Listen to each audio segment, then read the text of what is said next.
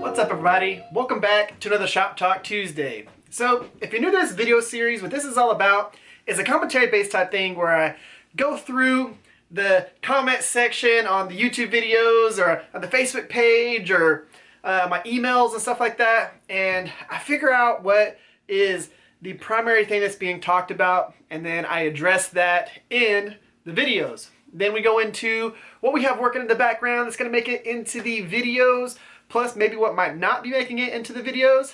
Then we go into a viewer's knife section, which is pretty awesome. I get to talk about one of y'all's knives and show it off a little bit, and then we wrap it up from there. But for today's topic, I kind of want to expand upon last week's. So I was talking about edge geometry and ergonomics, so for like handles and things like that. But today I want to focus on edge geometry. So I was talking about, you know, purpose-built knives and knives that are set up for certain angles for certain things that they're going to be cutting, and then bigger angles for things they're going to be chopping, stuff like that. So I'm actually going to show y'all a few things and kind of give you an actual visual representation of what I'm talking about. So we're going to start off with things that are super sharp and then go into things that are super choppy. Yeah, we'll go with super choppy. Now, when it comes to things that are super sharp, we're going to have stuff like, you know, a knife like this right here. This is one of my chef's knives. So this is actually one of the first knives that I ever really messed with. I took a chef's knife and I redid it, and I use this for pretty much all of my slicing in the kitchen. It is a very thin knife. You can see that right there. The spine comes from about 1/8 of an inch to about 1/16 of an inch. It's got a distal taper all the way through there, plus one throughout the handle. The handle that's on here is actually skateboard material that I cut down and put on here. That's pretty cool. So that's Canadian hard rock maple that's just layered. But when it comes to the edge on this, it has got a very fine edge, and it is insanely sharp. And I mean insanely sharp. But the edge geometry is built for that. So this is not a beefy knife. This is not something I would take out into the woods and I would baton through wood. I would not do that with this. For one, this is stainless steel, so you're not really going to do all of that. You would crush the edge on this. But this is perfect for slicing, dicing, chopping tomatoes, chopping vegetables. Hell, I cut steak with it, do pretty much everything. But I mean, whenever I say it's sharp, I mean it's sharp. So this is like a index card type deal. So it's like,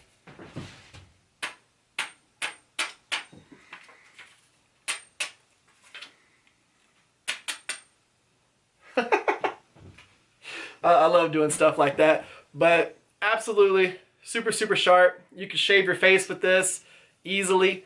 And I love this knife, but the edge geometry, like I was talking about, it's super fine so that it does cut very easy. And the difference between something like this isn't going to have very good edge retention because it's so thin, and I do sharpen this very often. So I typically sharpen this maybe once a month, maybe sometimes more than that, but I use it a lot. It is one of my primary knives, and I just absolutely enjoy it. So this right here gets sharpened all the time compared to some of my other knives that I can do all kinds of stuff with, chop things with them, cut things with them, cut rope, wood, all those things, and they hold their edge for a long time because they're beefier than this. So very fine edge. It's going to be a slicer. It's going to be able to do those things versus we're going to kind of progress up to the beefier ones, and then we're going to talk about a few specific edge geometries and edge designs for different things. So that right there is a slicer. Then of course we've got the 80 CRV2 chopper. Now, I did have somebody say that this was not a chopper. Part of that is because of the length. Typically a chopper has about a 9-inch blade. This is about a 7-inch blade. So it wouldn't be classified lengthwise as a chopper, but I mean, with that spine and everything, you could chop whatever the hell you wanted to chop with this knife. And I mean, the edge geometry on this is more similar to something like a hatchet. So this right here is going to have a pretty similar edge geometry to this right here. Will this slice? It does decent. I mean, you saw me slice a water bottle with it, even a 2-liter bottle. But the big thing about this is you can chop wood with this if you needed to. Not even need to really baton it. You could baton this easily through logs, but I mean, it's beefy enough that if you had to get after it on some smaller logs, you could chop them just fine and not have to have a hatchet. So the point behind this is you can do meal prep, food prep, you can chop down things if you need to chop down things, you can do everything with this. And it eliminates the need for a pocket knife and this, or for a hunting knife and this. You can do a lot of those things with just this one knife, and that was the whole point behind this build. Now, you'll be able to see the difference in, of course, the edge geometries. So you can actually see how wide this one is right here, because the high gloss part is the whole entire edge. You can't even see the edge on this knife because the spine is what's showing up on the camera. Where this, you can see the spine because it's the gray area versus the sharp area that's polished. But these two things have two completely different purposes. Slicing, chopping. This is going to have great edge retention. This is not going to have great edge retention. You're going to be able to slice a bunch of things for a long time with this. Not really going to be able to slice things with this. You're not getting those crazy, crazy fine cuts and, you know, tomatoes that you can read paper through or something like that. You're not getting that with this. But what you are going to get with this is the ability to chop wood, the ability to chop rope, the ability to, if you're needing to break through a bone or something like that, I don't know why you would do that, but if you needed to, you could. You can do all of that stuff with this knife. You need to prep wood for fires, all of those things. You would be able to do all of that stuff with this knife right here versus this. If you had to chop ice, you could do that with this. You can't do it with this. It would destroy the edge. So whenever I'm talking about edge geometry and how you need to think through your knife, you don't want to design somebody a knife like this to go camping. And I see that pretty often. I'll see somebody say, hey, I made a new camp knife or hunting knife, and they're 1/8-inch thick stock. That's very thin. I mean, you can heat treat some of those steels really well to where they can baton through all kinds of things, but that's a pretty thin piece of steel to be making like a camp knife with. And a lot of the people who make the knives that are 1/8 inch, they'll do a Scandi grind so that they have a little bit beefier area and they can do a pretty beefy edge. But for me, a lot of my knives aren't built that way. They're not Scandi grinds. They're either 2/3 of the way or 3/4 of the way or all the way to the spine. It's a personal preference. But if you're going to make a thin blade like this, make sure that you're making it for the right reasons. Don't say, you know, I would not sell this to somebody as a camp knife. Absolutely wouldn't. It would not work right. Same thing for the type of metal that it is. It wouldn't be the right thing to actually send somebody out with, because they wouldn't be able to do hardly anything with this before the edge is absolutely useless. So think about thicknesses, think about how you're going to do your bevels, how thick you're going to have your edge so that you have great edge retention for what it's made for. So those are those. Now what I'm going to get into is some kind of different types of edges. So this one right here, this is going to be one of my other choppers, but for something like this, we've got a recurve edge. And this is going to have almost the same type of edge geometry as this one. The only difference is this one's not as thick as this one at the spine. But, this right here, we've got 5160. And this was one that I did the hammer finish all the way across it. And then we have that recurve drop point. The nice thing about this is if you're needing to cut rope, if you're needing to do pretty much anything, you have this area right here to be easily able to do that stuff.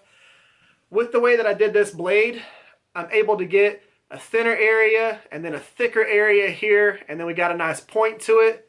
So you've actually got a little bit thinner area here for some real easy, sharp slicer type pieces, and then you got a nice thicker area right here if you're needing to chop into wood and do those things. This has great edge geometry. This is a decent size or a decent thickness spine with a decent size blade.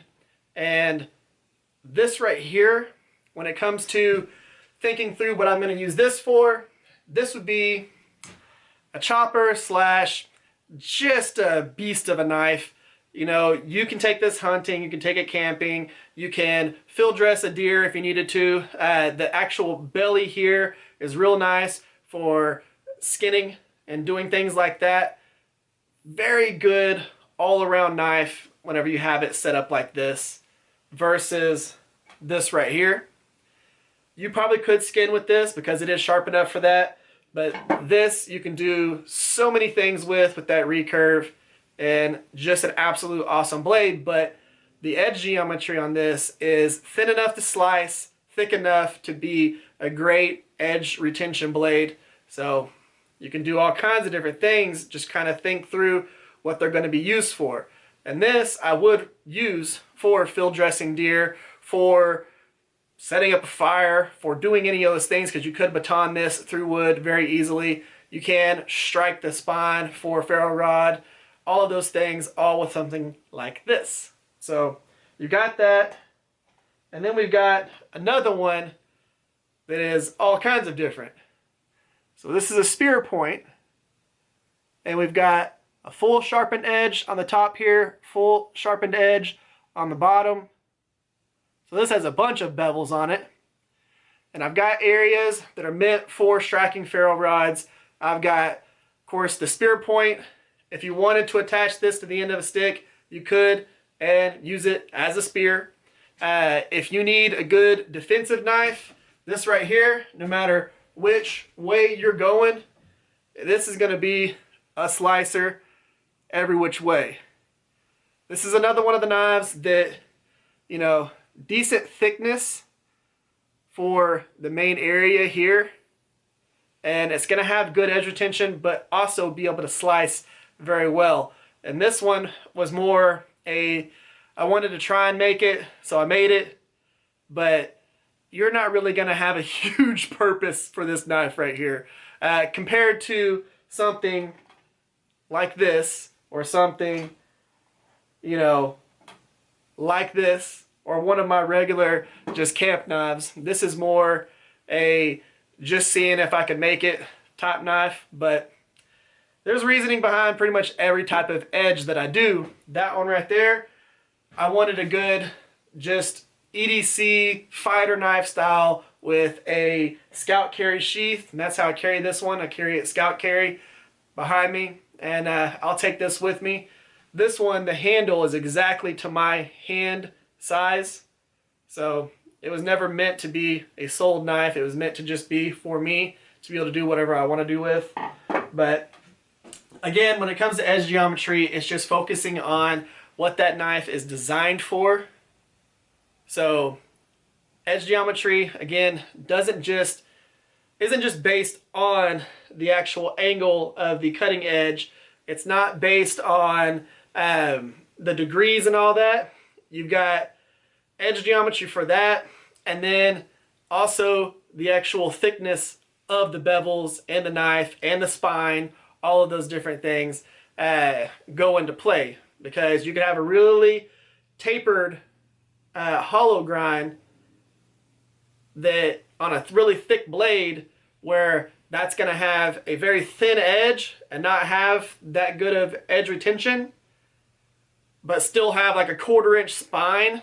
So it's all about what you're meaning it to be used for. You know, is it going to be a straight razor for your face? Is it going to be something that you're going to skin with and you're thinking about doing a broader belly on it? Is it going to be something that you are going to chop with and you just need that long chopping, you know, length on it? Is it going to be a brisket chopper where it doesn't even have a point and it is just a long blade so that you can chop brisket with it? You know, thinking about all of those different things and just making sure that you design the knife for the right thing. And a lot of this is going to be based on you just going out there and using the knife that you make so that you know what that particular edge works with. You know, if you get insane heat treats and you can get thin knives and you can baton them through wood, awesome.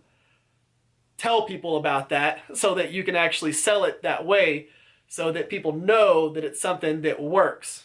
And there you go. Hopefully this video helped.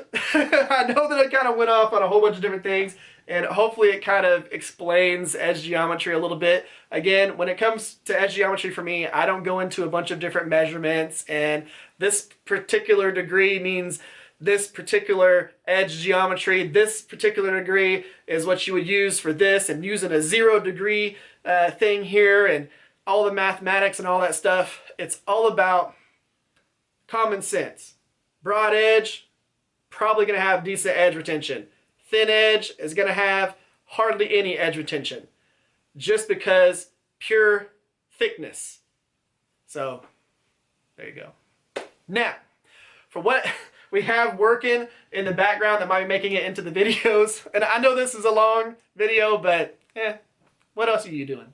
I've got a little Karambit right here that I'm working on. This is not the final shape of this. I am going to grind it a little bit different, kind of like that right there. But this was one that I just decided to forge out from 5160, and I'm going to be releasing this video probably here soon. This one, I've got to reshoot the beginning because this piece right here is the end of the leaf spring, where it actually comes and it curls back to where you would actually put a bolt through it. And I had to forge it out flat, straighten it, and then forge all the contours and shapes into it. So this was pretty fun. We're going to have this coming out, but yeah, I'm probably going to reforge the beginning of that. I've got the other end of the leaf spring, probably cut it off, forge it, just so you can see how I bent everything out.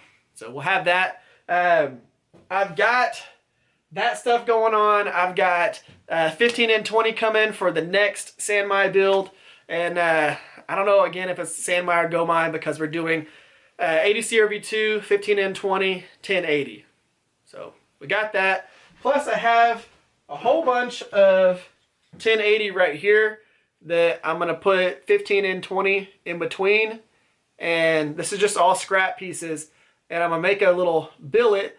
I'm going to forge it out, fold it, forge it, fold it, forge it, and see what I can end up doing with that. And I'm going to be doing all of that by hand because I don't have a press. So we got that coming up. Now, I want to go ahead and jump into the viewer's knife section so that I can actually show you this knife. We are going to be talking about Matt Casey's knife that he did here. And we're going to go ahead and do the cutaway so y'all can see it full screen like I normally do. And we're going to do that now. Again, this knife is by Matt Casey. It is made out of D2 tool steel and has maple burl scales. I really like the profile on this knife. It's a very handy knife, a very good profile, and absolutely beautiful scales. They almost look like camo.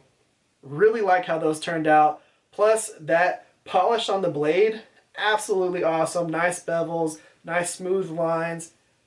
Really, really, really great example of a great knife. I really like this. So Matt Casey, absolutely great job on that knife. Guys, I know that he wants to hear what y'all thought about his knife, so go in the comment section and tell him about it.